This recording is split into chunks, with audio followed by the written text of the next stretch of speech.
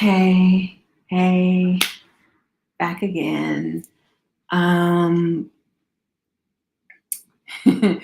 back again for another week. And I was able to catch up on those episodes of Willow. So we'll be doing that this week. But first, I'm going to talk about James Cameron and Avatar. Very first. Um, do do do do do.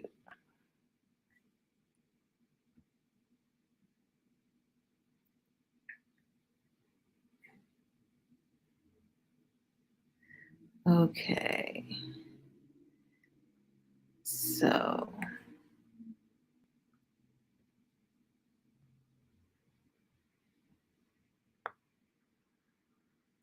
so James Cameron says Avatar 2 is profitable and he'll make the sequels. So I guess that's him saying that we've asked for it because we've gone to go see the movies. I still haven't seen Avatar 2 and I really don't plan on seeing it or the sequels, but everybody else has. So congratulations. You got 4 more movies to watch.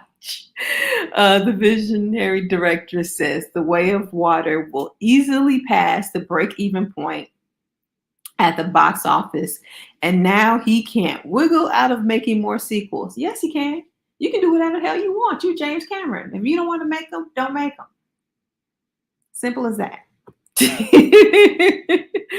But that is not the case. The giant blue cat eco aliens will return. James Cameron says Avatar The Way of the Water will easily pass the break even point at the box office, and that he will indeed make more sequels to his fantasy hit. The director was on this week's episode of HBO Max Who's Talking to Chris Wallace and pointed out his mega budgeted sequel has crossed 1.5 billion at the global box office, surpassing Top Gun Maverick to become the highest grossing film released in 2022.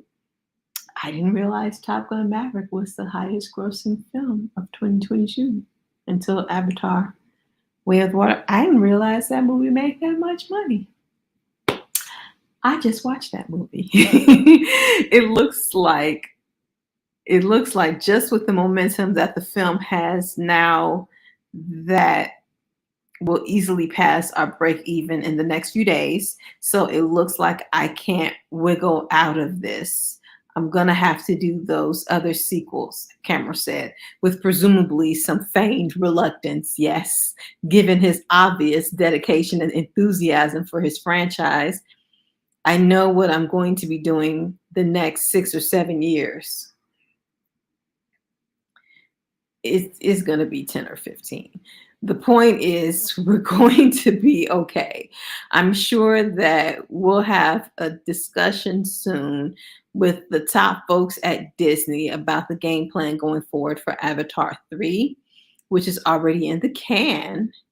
We've already captured and photographed the whole film, so we're in extended post-production to do all that CG magic, and the Avatar 4 and 5, and then Avatar 4 and 5 are both written. We even have some of 4 in the can. We've begun a franchise at this point. We've begun a saga that can now play out over multiple films. Previously, Cameron made headlines by seemingly speculating that The Way of the Water would have to earn at least $2 billion at the box office just to break even and justify a sequel. To clarify, I never actually gave it a number, Cameron said. I said it would has to be among the highest grossing films in history, and somebody else applied that number and it got picked up. The number is actually less. The Way of the Water had an estimated production budget of more than $400 million, with a marketing spend that brought the combined price tag to at least $600 million. sources have told The Hollywood Reporter. In another recent interview with the French newspaper 20 Minutes, Cameron teased the franchise is making its way through the four elements, with a new Navi clan centered around fire to be introduced in a future film. Also, that the new clan wouldn't be as idyllic and virtuous as the forest and water based Navi tribes that were previously introduced. The fire will be represented by the Ash people, Cameron said. I want to show the Navi from another angle because so far I have only shown their good sides. In the early films, there are very negative human examples and very positive Navi examples. In Avatar 3, we will do the opposite. We will also explore new worlds while continuing the story of the main characters. I can say that the last parts will be the best. The others were an introduction, a way to set the table before serving the meal. The director also discussed with Wallace the idea of his film Titanic as a metaphor for societal indifference to global warming. The captain died with a pocket full of radio telegram warnings about ice ahead, but they still seemed full tilt because they thought they could get away with it and the unthinkable wouldn't happen. And it happened, Cameron said. We live in the 90 seconds between the time they saw the iceberg and when they were unable to turn. Avatar 3 is scheduled, assuming there are no delays, for December 20th, 2024. Okay. That's kind of quick. But they say they have it in the can. So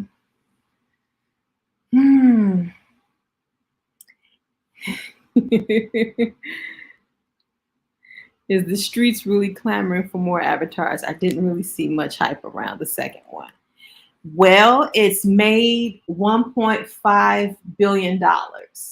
So, in James Cameron's view, that's the streets clamoring for another Avatar. It's one of the highest grossing films out there. So that's his that's his word from the streets that people want to see it. I don't, but other people obviously do because they went to go see it. I think people saw it mainly out of curiosity. It hadn't been a long time since the last one, and we'll see if the franchise continues to be as successful with 3 more sequels. If it continues to get 1.5 billion per film all the way up to Avatar 5, I don't know if it's going to be able to sustain that, but this is James Cameron.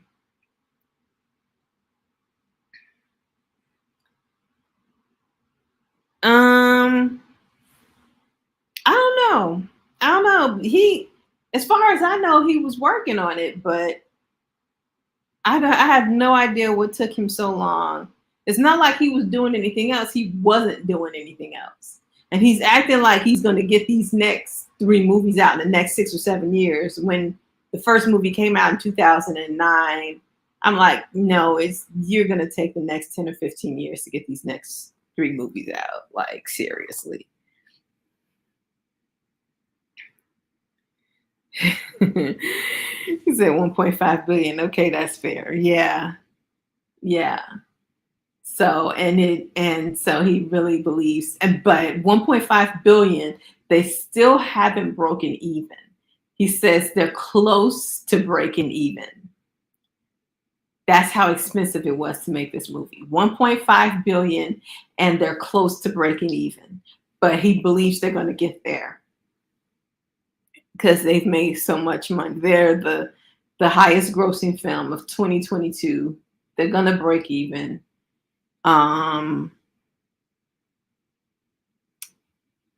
So, and the truth of the matter is it cost 400 million to make Avatar, but in this article, it also said they've already shot Avatar 3. So that 400 million may be to make Avatar 2 and 3 together. So unless that's a whole nother separate, if that's a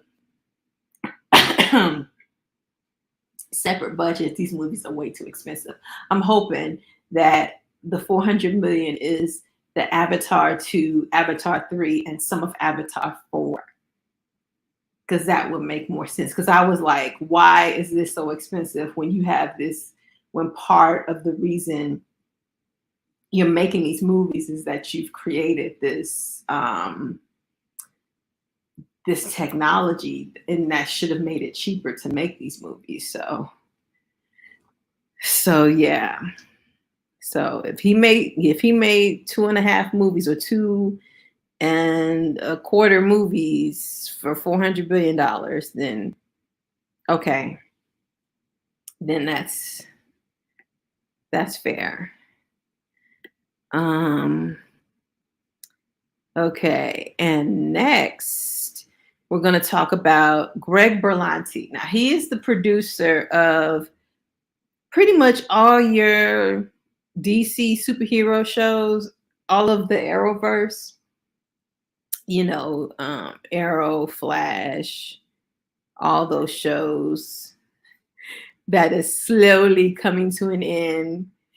He just signed a new deal with Warner Brothers. So, and it's a mega deal. It's like $400 million. So Greg Berlanti bets on his legacy with new Warner Brothers TV mega deal. The super producer's new pact makes the long tail of his programming a key metric of success. Greg Berlanti believes in the traditional studio model so much so that it's the focal point of his new overall deal with Warner Brothers Television. The prolific producer who holds the record for the most scripted originals on the air or in the works at the same time signed a new, because you saw his name on every show. Like seriously, at the end of every show was Greg Berlanti. Signed a new 4-year overall deal with his longtime home at WBTV that will see him rewarded in step with the studio. The new agreement, which begins in 2024 after his current pact expires, will see Berlanti and the studio be compensated for the success of the shows he delivers rather than his record output. Berlanti is currently in the last 2 years of the 4-year extension he signed with WBTV back in June 2018. Oh, under that $400 million deal, Warner's bought out the back end on Berlanti's DC comic shows that were produced for the CW, Arrow, The Flash, etc. As the WME negotiated deal also included bonuses for the number of shows the super producer delivered for the studio. Under the pact, steered by Berlanti's new CAA team, led by Joe Cohen, Berlanti Productions will serve more as a studio within Warner's and be compensated in tandem with the studio based on the success of the content he delivers, harkening back to the pre-streaming days when secondary revenue sources and residuals were key components of deal making. Sources say Warner simplified the deal to remove separate accounting for individual programs and opted instead to focus on the potential legacy value of the next wave of content Berlanti delivers. Sources close to the showrunner note that Berlanti is increasingly focused on delivering fare like HBO Max's The Flight Attendant, which broke through with a dozen Emmy nominations, and Netflix's You, which continues to rack up big viewing figures at the streamer after failing to find an audience on Lifetime. Sources also note that while Berlanti helped launch the wave of comic book TV series with DC hits, including Arrow, and Superman and Lois, DC Comics Fair will not be the focal point of his new deal with Warner's. Reps for Berlanti, Warner's, and DC all declined to comment. By betting on the studio system, Berlanti is placing an emphasis on the legacy value of his output as much as its initial success. Under Channing Dungey and her top lieutenant, Brett Paul, Warner's continues to serve as a content supplier for corporate siblings, HBO and HBO Max, while also selling to outside buyers like Apple and Netflix. Once the streaming window on a show expires, Warner's retains the rights to the program and can sell it domestically and internationally, thus paving the way for Berlanti to cash in on his next wave of hits. Think of Friends and The Big Bang Theory as prime examples. Once the current streaming deal with HBO Max expires for both shows, Warner's will profit again by selling those shows in perpetuity. Berlanti, who is currently in Atlanta directing Apple's Project Artemis, is also expected to focus more on creating scripted originals under his new deal as the CW shifts its business model to profitability and what sources will say will be fewer than 5 US scripted originals. Whoa. That's not to say he won't continue to oversee shows, including HBO Max's Dead Boy Detectives, The Girls on the Bus, and more, among others. So this is a huge deal.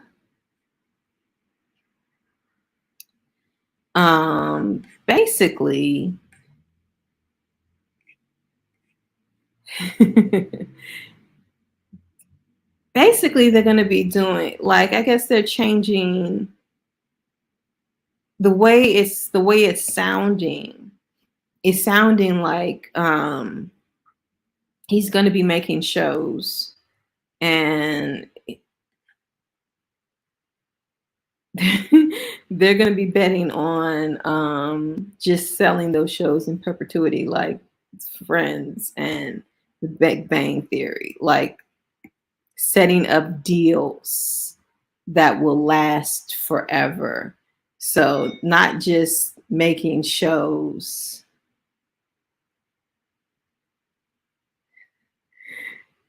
and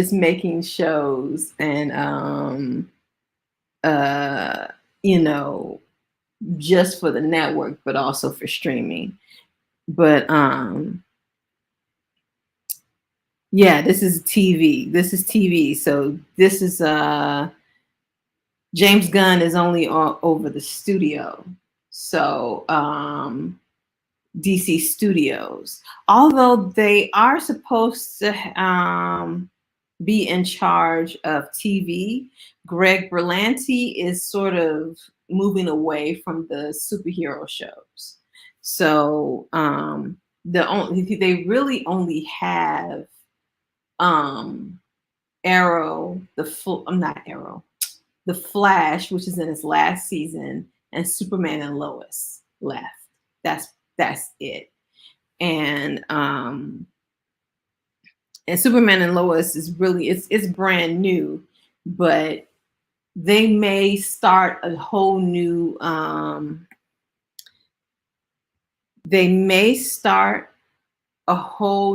sort of universe surrounding Superman and Lois. Now that once the Flash is off the air, because the Arrowverse will be completely gone, so they'll start up a whole new universe. So we'll see that's something else that they'll have to that will be a part of their plan.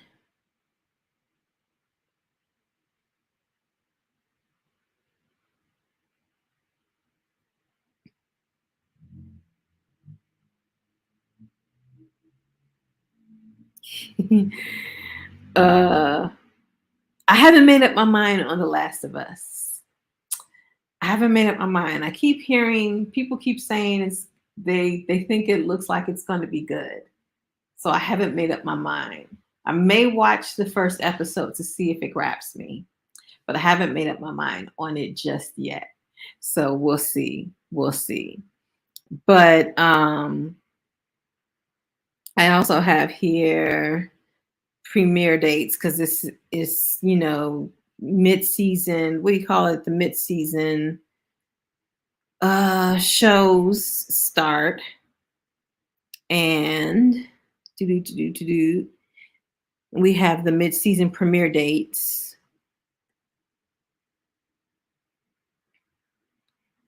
on here. If I can get through here. I'm trying to get to. I know I saw The Flash. Here we go. The Flash, the final season begins February 8th on a Wednesday. And then after that, I saw The Mandalorian starts March 1st, also on a Wednesday on Disney Plus. And then there's Superman and Lois starts on a Tuesday, March 14th. And Gotham Knights, whatever that is, starts March 14th, right after Superman and Lois. So that is what's coming up for those shows. So I'm definitely watching the final season of The Flash because, Flash is one of my favorite shows. And I'm watching Superman and Lois. I don't know what this Gotham Knights is, but I'll check it out. This is going to be right after Superman and Lois. And Mandalorian for sure. But they don't start until March.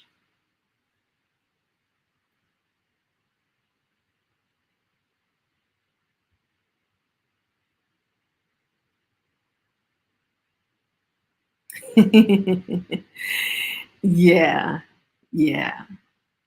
I will check it out. Okay. So episode 6 and 7 of Willow. Okay. So episode 6. This is when they were in the what they call it, the mountain of Skelin or whatever, Skelin, where they were being held by the trolls. and this dude was like faking out like he was Matt Mardigan, but he wasn't. He was Christian Slater. Because at first I was like, are they going to act like they recast Matt Mardigan? Because that just broke my heart. But then it was like, no, you're not Matt Mardigan. I'm like, okay. So, but they did kind of worry me for a second, like they really truly just recast him. But it did sound like they had his voice. And I was trying to look in the credits. I should have looked it up because I had known, like I said, I had known before where his son would do his voice. I had wanted to see if it was his son doing his voice when she was in that little cave and she found his sword and she heard her father's voice. And so I was wondering, that could have been Val Kilmer's son doing his voice because he does sound just like him. It's so creepy. That could have been him. But that was cool. I wish they would have shown the other Bone Reaver freeing the other people from the trolls. That would have been nice to see, especially if they would have cut back and forth between her and the other people. I would have liked to see that, but I guess they had so much going on. They just couldn't do both. They just had to be like, oh, we know she got out. We know she got away. and Kit, who is just forever jealous of Lord Dan. And it's like, girl, your daddy issues are your own. She ain't got shit to do with it. Leave her alone. It's, oh my goodness, her issues is getting on my nerves. She's like, the mountain is coming down around their head, and she wants to stand there and have a little temper tantrum instead of walking out like they wanted to. And of course, she nearly drowns. But I'm like, I can't feel sorry for you, because this is what you deserve. You kind of deserved it. You kind of deserved to drown. And it was kind of strange that Eric saw her in his pool, and he dived and he almost caught her. And I kind of wondered if she hadn't have been if she hadn't have been saved at that moment, if she had been allowed, if they had been allowed to touch hands, would he have been able to drag her up to his side of the pool? I wonder.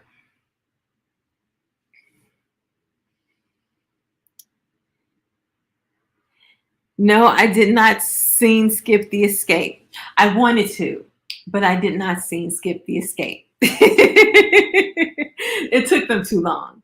It took them way too long. It was like they was running around in circles, literal circles. I was like, nobody is trying to get out. What are they doing?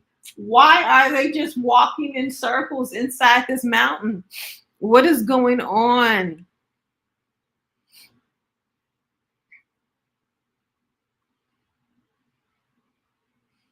Oh yeah, Mad Mardigan is Val Kilmer, and Val Kilmer, he has, like, I think he got throat cancer, but either way, he has, like, he had to have surgery on his throat, so he can't really talk anymore. So that's one of the reasons why he's not in the show. But because everybody else who was in the movie has shown up in the show. The queen, well, she was a princess, but now she's the queen. They showed the brownie. He was in that, the little short brownie. He was in the movie. Willow, of course. Of course, the children who were in the movie, Willow's children, grew up, so they can't be in the movie. So they had to get other actors. And the woman who played his wife is not in there. I don't know what happened with her. But yeah, but mostly the people who were in the movie were in the show.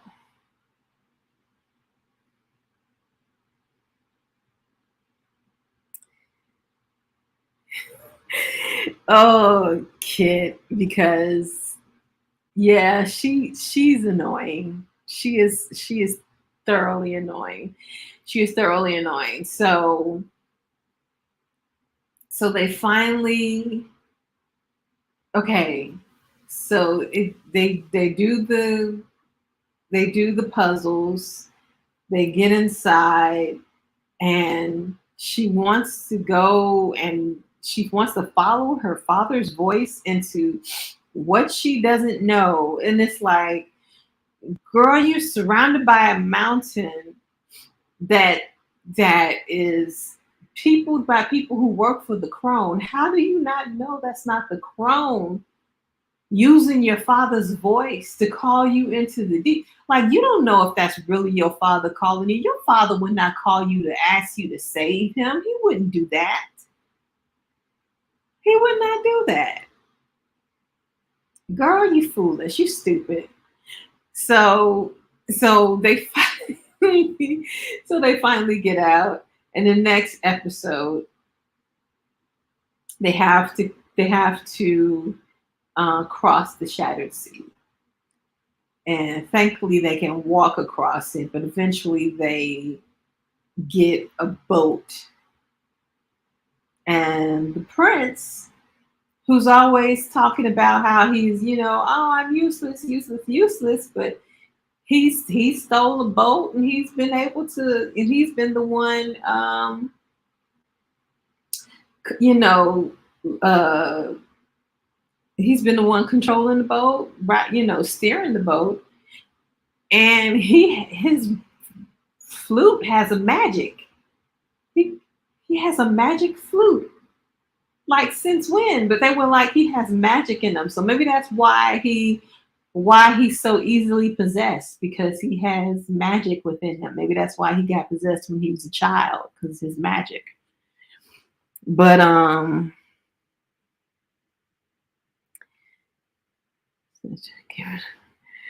get the girl of her dreams like you. Kid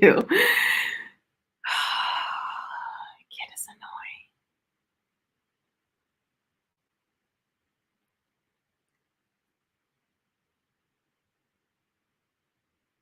annoying. They just skip past stuff. Like somebody will be in a situation, then they just get out of it. I feel like sometimes they do, like how Laura Dannon was mad at Willow for when he admitted with the truth plums or whatever they was eating. I think they were truth plums, but whatever they ate, and he admitted that he wasn't this great sorcerer, that he was a hack, and she was pissed off at him. But the next time she sees him, she's like, "Oh, I miss you." She didn't even bring it up. So yeah, there's that. And they really didn't sort of talk through with the prince, about what happened between him and the brother. Like they sort of talked about it, but she was mean to him. And then when she felt sorry about being mean to him, and then he wanted to talk to her about feelings and stuff, and then she was like, I want to talk about it, so they sort of glossed over that. So yeah, they do sort of gloss over things. They do kind of gloss over things sometimes. I think it's because they set up conflict in the moment, but then they have so many people and so many things going on. I guess they feel like, oh, we gotta resolve this conflict so we can move on to the next conflict. I don't know. I don't know why they do that. I don't know why they set up conflict and then resolve it so quickly. Um, like the whole thing with the bone reavers, that was resolved mightily quickly. When all they had to do was see the back of homegirl's neck, and she was a long lost bone reaver, and all of a sudden everybody's friends. I was like, wow, that was that was turned on a dime real quickly. They was ready to kill each other. So they do resolve conflict very quickly. But they they I guess, even though they resolve conflict quickly, there's still a lot going on. There's still a lot of things going on. Like for instance, you have Eric and the girl in the cell. Um, I didn't trust her because he when he first left the cell, he was calling out, I think, to people, and she didn't say a word. Like, how he she was basically in almost the same exact spot he was. She didn't see him walk up out of his cell and didn't say, "Hey, where you going? Can you get me?" Like, she didn't see him leave his cell. I didn't trust her. It just she seemed very suspect, and it turned out that she's the crone. She is the crone.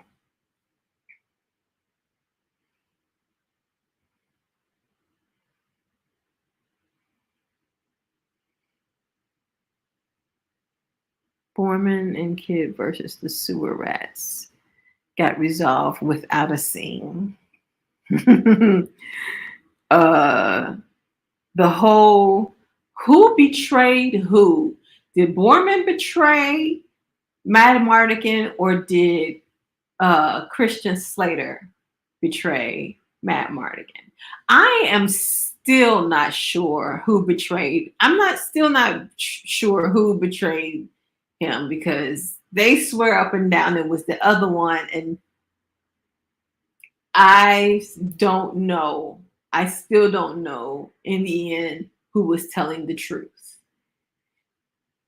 You know, maybe Christian Slater getting stabbed in the side with while he had the curious on. Maybe that was our way of knowing that he was the one who really truly, you know, betrayed everybody because it didn't work with him. That, but I don't know. I don't know. I don't know.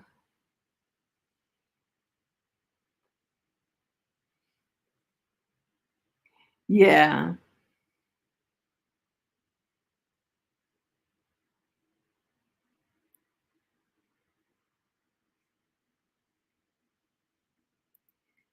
Yeah, that was confusing.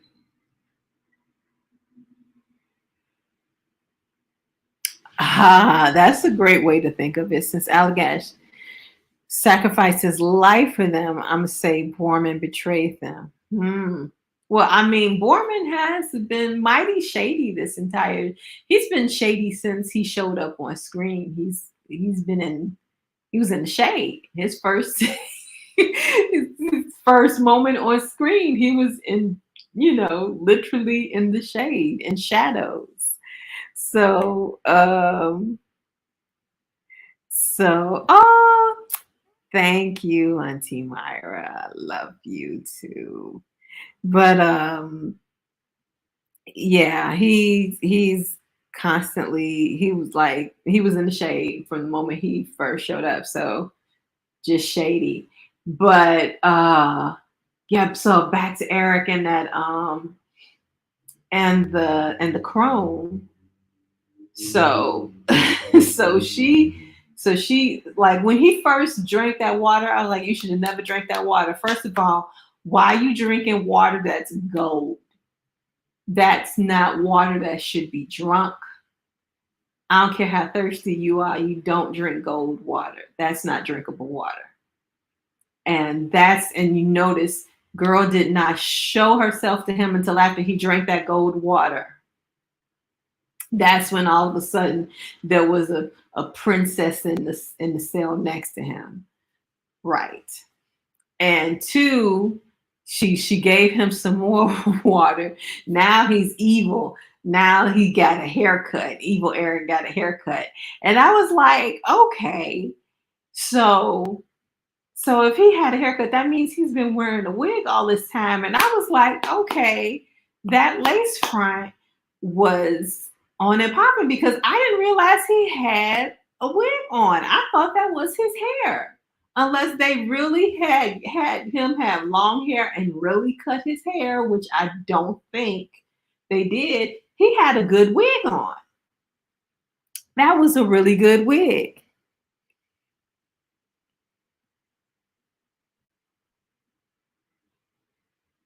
He literally drank the Kool-Aid. Yes. Yes. Because the more he drank, the more susceptible to her influence he became. She started telling him stories and started doing all this stuff to him, and then started acting like, oh, I don't want to be around you. I don't want to do this with you. I want to do that with you. And then she was the one who kissed him. Like, heifer, please.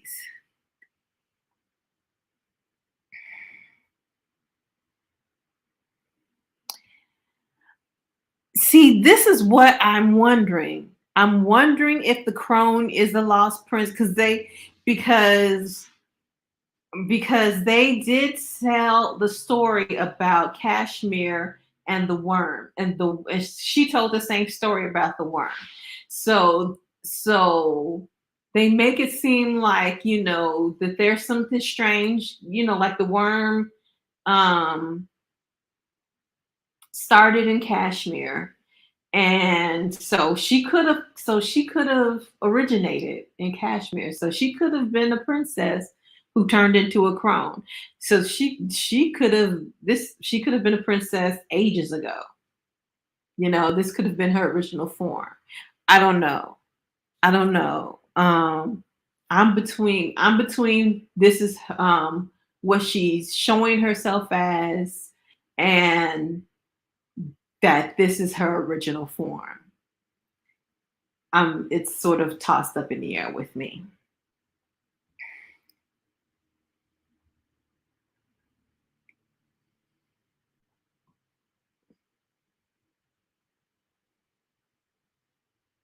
Because that's what I was saying. That's like either he got a haircut or that lace front was on and popping because it looked like his hair, or he had a good weave. Either he had a really good weave or he had a really good lace front. Like something was going on. Cause when he came out with that short hair, I was like, oh my goodness, his hair is short. It was a really good haircut too. I'm like, they really good. They doing good with his hair. Whoever his whoever his hair, whoever his hair person is, good job. Good job.